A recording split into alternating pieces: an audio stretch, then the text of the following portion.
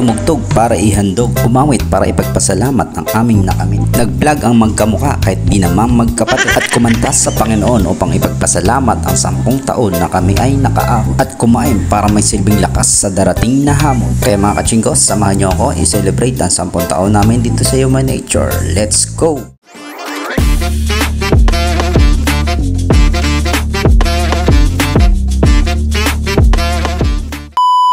Annyeonghaseyo mga kachingko. Ngayong araw nga pala mga kachingko, yung araw na i-celebrate namin at awardan kami bilang pioneer ng company sa loob ng 10 years. Syempre bago nga pala kami awardan, syempre kailangan muna natin magpasalamat sa Panginoon sa pamamagitan ng pag-awit. Malaki o maliit man na blessings ang ating natanggap, kailangan natin magpasalamat sa Panginoon. At isa nga pala ako mga kachingko sa awardan sa 10 years anniversary ng company. At yung mga kachingko, yung katabi ko pala, kamukha ko lang yan pero di kami magkapatid niya. Minsan nga nagtatanong ako sa tatay ko kung may kapatid ba akong nawawala, pero sabi naman nila wala, kamukha marami. At syempre may mga nag-share din dyan ng mga naranasan nila nung sa loob ng 10 years dito sa Human Nature. At isa na nga dyan yung nag-share yung aming supervisor na si Alan Saludes kung paano siya nag-start dito sa Human Nature, at ang laki daw na nagbago sa kanya simula nung siya nakapasok dito. At hindi naman talaga biro mga kachingko pag nag-i-start ka pa lang sa isang company na talagang hindi pa ito established. At pangalawa nga dyan mga kachingko, nag-share si Monique dahil dati lang daw siya 66, ngayon 76 kg na siya. Ang laki nga ng pagbabago sa kanya physically.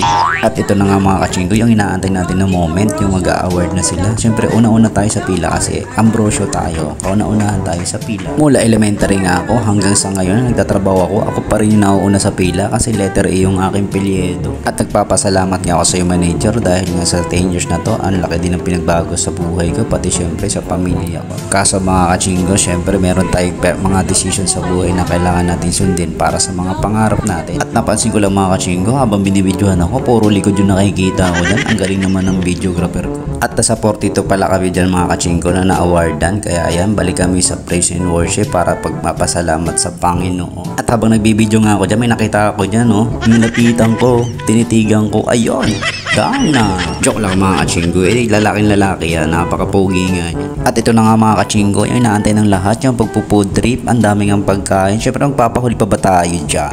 Sasabi nyo sa worth it po ba ang 10 years? Para At ayun nga mga kachingko, mukhang masaya naman si Serino doon sa kinakain niya kasi naman sarap naman talaga yung aming mga food trip ngayon. Ang kaso lang, humingi na ng plastic, mukhang may balak magbalot to ngayon na. Matigdan nga yung mga pagkain ng si Serino ha, bilang na bilang ko yan. At syempre lang pala mga kachingko yung aming celebration, kaysa simple lang, masaya na kami dyan, kaya chiksigan kami sa cafe. At dyan nga kami sa Kubo kumain kasama ang aking kumparing Pogi. Akala niya picture pero video pala yan. At ito nga pala mga kachingko yung aking award, ang lakas nito Makapamas Award. At nagpapasalamat nga ako mga kachingko sa Human Nature dahil sa loob ng 10 years ang dami kong natutunan dito sa company. Kaya Human Nature, happy 10th anniversary sa atin. Hanggang dito na lang aking vlog. Kamsahamnida.